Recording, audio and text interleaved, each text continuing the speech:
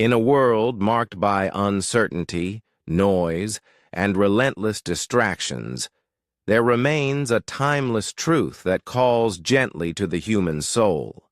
It does not shout nor demand attention, but invites softly, persistently, and faithfully. That truth is the love of Christ. More than a doctrine or symbol, the love of Christ is a living presence that transcends centuries and civilizations. It is not bound by language nor limited by creed. It is a light that does not burn but warms. It does not blind but illuminates. And in the quiet moments when we dare to stop and listen, that light becomes a guide. A guide not just for great life decisions, but for the smallest choices, the words we speak, the kindness we offer, the forgiveness we extend. This is not a story of rules or rituals, but a journey of the heart. A journey toward understanding how Christ's love can be the light that leads us home.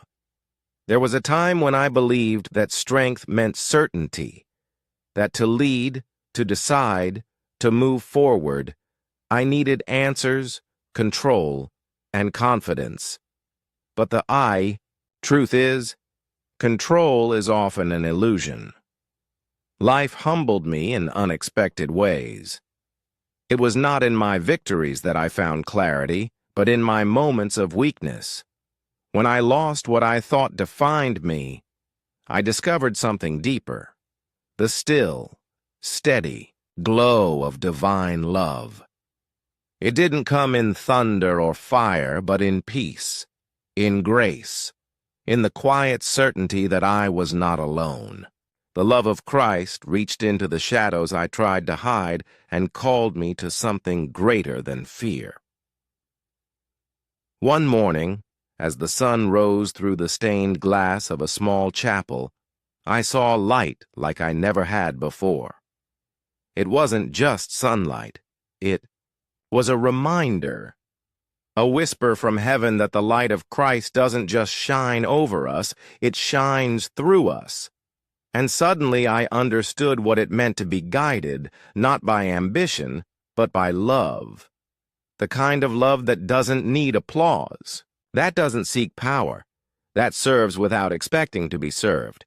That morning I made a decision, not out of fear or pressure or pride, but from a place of surrender. I asked Christ not to fix my plans, but to guide my steps. Since that day, everything has changed, though not in the way the world measures change. I still face uncertainty.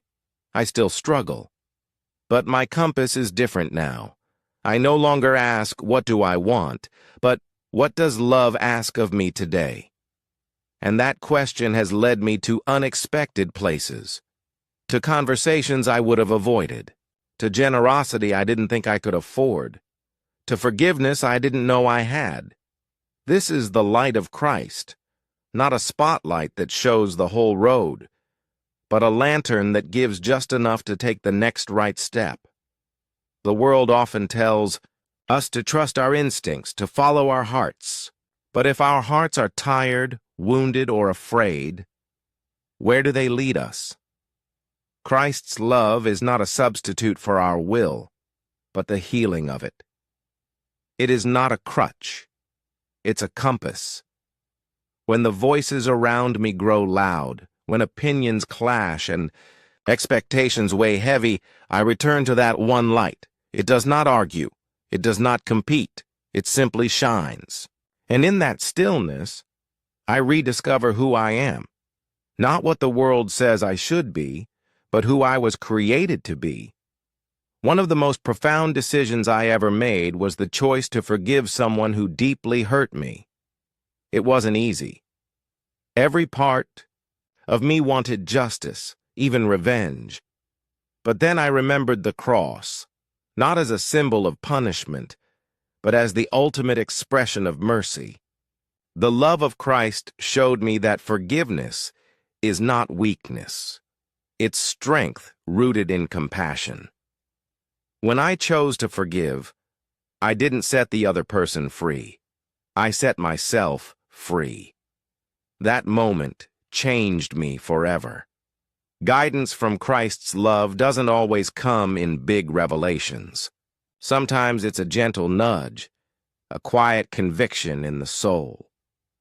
I remember walking past a man on the street who asked for food. I almost kept walking. I had appointments, responsibilities, things to do. But something pulled me back. I looked into his eyes and saw not a stranger but a brother. That moment didn't make the news, but it changed both of us. It reminded me that love guides us to see the invisible, to honor the forgotten. There's a temptation to believe that Christ's love is for the holy, the pure, the saintly, but that's not what the gospel teaches. Christ sat with sinners, touched the unclean, wept with the grieving. His love is not reserved for the worthy, it's extended to the weary. That's what makes it a light in darkness. We don't have to earn it. We just have to receive it. And when we do, it begins to change the way we see ourselves and others. Judgment fades, compassion grows, fear loses its grip. Every day presents 100 little crossroads. Do I respond with patience or irritation? Do I speak truth or stay silent? Do I reach out or pull away? These are not just moral questions, they are invitations. Each decision, however small, is a chance to reflect Christ's love. Not perfectly, but sincerely. The light of love does not demand perfection. It simply calls us to try, to return, to begin again, and in doing so, we become part of something far greater than ourselves. There was a woman in my life, a quiet soul with a radiant faith. She never preached, she never judged, but her life spoke louder than any sermon. She visited the sick, fed the hungry, listened to the lonely. When asked why, she simply said, "Because Christ would." That, to me, is the clearest example of guidance. Not just knowing the Bible, but living its heart. Her life was a candle lit by the eternal flame of love, and in her light, many found their way home. I once met a young man who said he felt lost. "I don't know what to do with my life," he told me. I asked him what he loved, what made him feel alive.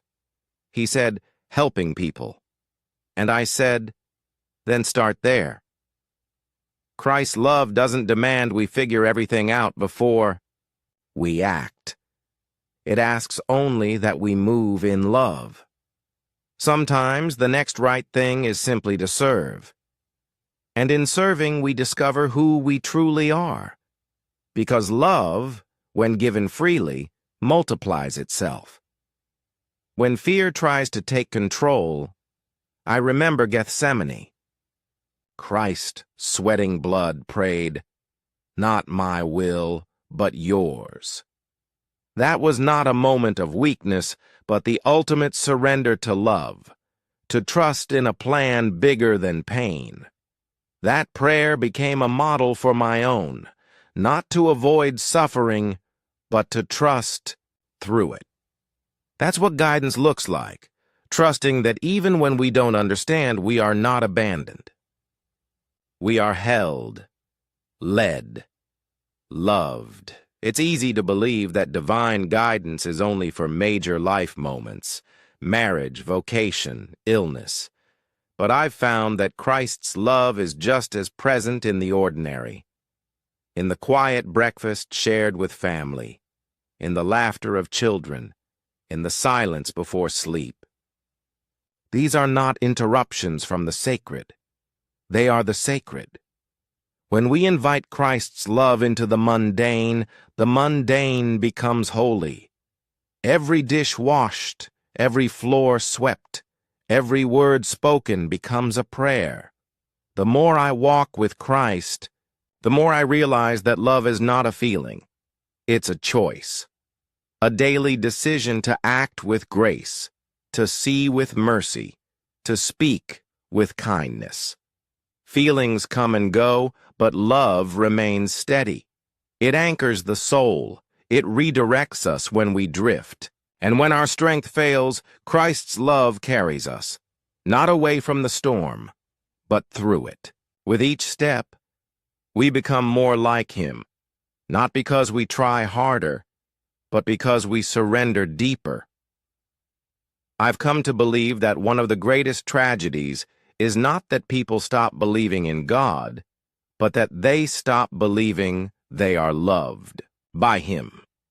So many carry shame, doubt, wounds they think make them unworthy. But the cross says otherwise. It says, "You are loved. You are worth it." That truth, when embraced, changes everything. It gives the courage to rise again, to try again, to love again. That's the light we need, not just to guide our choices, but to heal our hearts. Sometimes, the hardest person to love is ourselves. We carry our failures like chains. We define ourselves by our worst moments. But Christ sees us through eyes of mercy. He does not ignore our sins, but He refuses to reduce us to them. His love separates who we are from what we've done. And in that love, we find the courage to forgive ourselves, to start again, to believe that redemption is possible, even for us. There was a moment in my life when I felt utterly alone. Friends had turned away. Plans had fallen apart. I cried out in anger, not expecting an answer. But in that silence I felt something, peace. Not the absence of pain, but the presence of someone greater than the pain. Christ was there, not to fix everything, but to be with me. And sometimes that is the greatest guidance, not a solution, but companionship. Guidance through love also means letting go. Letting go of bitterness, of control, of old versions of ourselves. The more I hold on to what I think I need, the less room I have for grace. But when I open my hands, when I surrender, I create space for something better.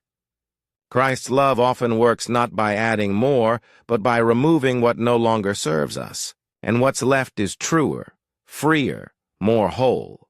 The path love guides us on is not always easy. It may lead to sacrifice, to rejection, to misunderstanding, but it also leads to peace, to joy, to meaning. I used to chase comfort, but now I chase purpose. And in purpose I find Christ, because He is not just the destination, He is the road. And every act of love, no matter how small, is a step toward Him. There is no formula, no map, no perfect script for how to live. But there is a light, and that light is love. The love of Christ, when allowed to lead us, changes how we see, how we speak, how we choose. It doesn't erase the pain of life, but it transforms it. It gives it meaning. And that, I've learned, is enough. More than enough.